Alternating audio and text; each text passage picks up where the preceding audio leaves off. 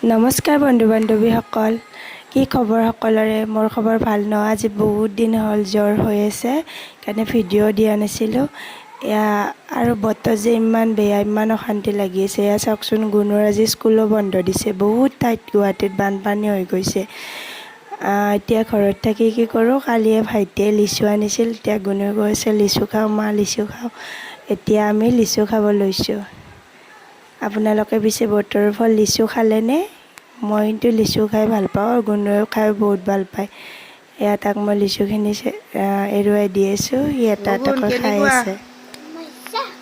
মিঠানে? লিচুৰ গুটিটোৰে সৰুতে এনেকৈ কোনে চকৰি বনাইছিল?